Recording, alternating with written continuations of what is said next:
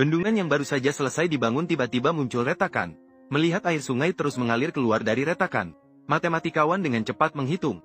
68 menit kemudian bendungan akan jebol. Jika tidak segera diperbaiki, maka ratusan ribu penduduk di bawah bendungan tanpa ragu. Semua akan mati karena ini.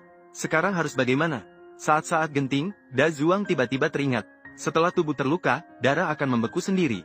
Dan mereka bisa mempertimbangkan untuk membekukan air sungai di retakan bendungan. Dengan begitu, mereka bisa mendapatkan kesempatan untuk memperbaiki. Maka mereka langsung bertindak. Dia segera mengambil pipa air sepanjang 30 meter. Menuangkan asam nitrat yang akan menyerap panas saat terkena air. Lalu mengarahkan ujung pipa ke retakan di bendungan. Sementara itu, pemimpin Laomo dengan berani membawa semen cepat kering yang sudah dipersiapkan dengan batang besi. Turun dengan cepat ke posisi retakan di bendungan. Kemudian saat dia sampai di lokasi yang ditentukan, di atas, Da Zuang segera melepaskan asam nitrat dari pipa. Terlihat air sungai di retakan membeku seketika setelah terkena asam nitrat. Dan aliran air di luar bendungan benar-benar berhenti. Namun waktu yang tersisa untuk Laomo hanya 90 detik. Dia harus menyelesaikan perbaikan dalam 1 menit dan kembali tepat waktu. Melihat perbaikan Kimi sejauh ini sangat lancar. Namun, saat hampir selesai, jarak retak terakhir terlalu jauh. Tapi Laomo tidak bisa mencapainya. Di saat kritis, Laomo nekat melompat. Ketika panjang tali sudah cukup, dia segera melompat ke posisi retak yang bisa dijangkau. Kemudian segera mengisi retak dengan semen cepat kering. Namun, tak disangka, kejadian tak terduga terjadi. Karena tenaganya terlalu keras sebelumnya. Akibatnya, tali keluar jalur. Kemudian, tiba-tiba tidak tahan lagi dan hampir putus. Dalam keadaan darurat, Da Zuang segera meminta Laomo menggunakan semen cepat kering. Membuat beberapa anak tangga di bawah kakinya. Tiba-tiba, tali putus dalam sekejap. Laomo berhasil menstabilkan tubuhnya di atas anak tangga tepat waktu. Akhirnya, dia berhasil naik ke daratan dengan selamat. Namun, masalah baru segera muncul.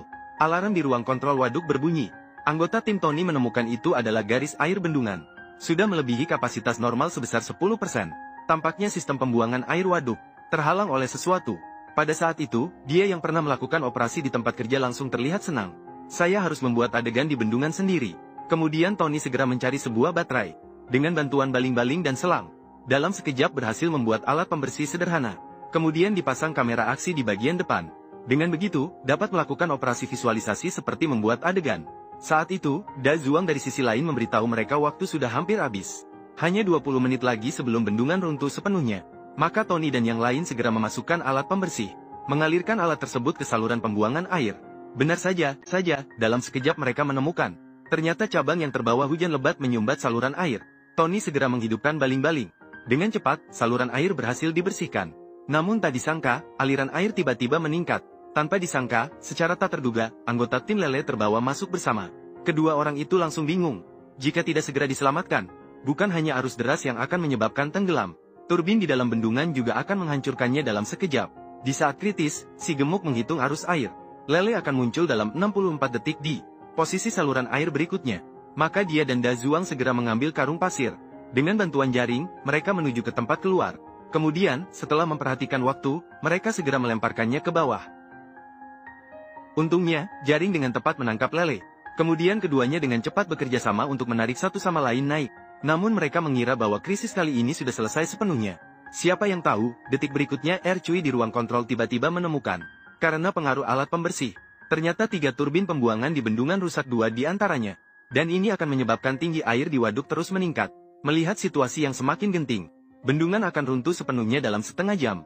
Ketika si gemuk belum selesai berbicara, dinding ruang kontrol mulai retak akibat tekanan air.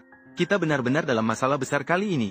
Saat-saat krusial, akhirnya Da Zuang mencetuskan rencana berani, yaitu menggunakan ledakan bom nuklir untuk menciptakan tsunami. Sehingga air di dalam bendungan akan dialirkan kembali ke waduk hulu. Namun rencana ini memiliki 2 syarat. Pertama, bom nuklir harus meledak secara presisi di bawah bendungan. Jika tidak, ledakan tersebut bisa merusak bendungan. Kedua, mereka perlu mengaktifkan turbin pembuang air bendungan untuk membantu mengalirkan air ke arah yang berlawanan. Namun saat Da Zuang dan Cui menuju pembangkit listrik untuk mengirimkan daya, mereka putus asa saat menemukan seluruh kota terang benderang. Hal ini tanpa ragu akan menyebabkan kekurangan daya di bendungan. Di saat genting, Da Zuang menghubungi jenius hacker mereka, Xiao Shuai, memintanya untuk meretas kantor polisi setempat, dan mengirimkan pesan darurat untuk mematikan lampu kepada seluruh warga kota. Tak berapa lama, semua lampu padam, dan Da Zuang serta teman-temannya segera mengirimkan seluruh daya listrik. Sementara itu, Tony dan timnya juga menyelesaikan pembuatan bom tsunami dengan tungku logam. Begitu asap padat di luar bom meleleh, tungku logam di dalamnya akan meledak seketika setelah terkena air. Namun saat Tony bersiap untuk melemparkan bom ke lokasi yang ditentukan, tanpa sarapan, dia malah melemparkan bom langsung ke permukaan air dekat bendungan. Tidak bagus. Melihat bencana hampir saja terjadi. Tidak disangka, keajaiban terjadi dalam sekejap. Hanya terdengar ledakan. Bendungan tidak hanya tidak hancur, tetapi air di dalam waduk juga langsung terdorong naik oleh gelombang kejut. Dengan demikian, krisis bendungan berhasil diatasi. Tim Scorpio juga berhasil menggunakan kecerdasan mereka untuk melindungi ribuan nyawa dan harta benda warga di bawah bendungan.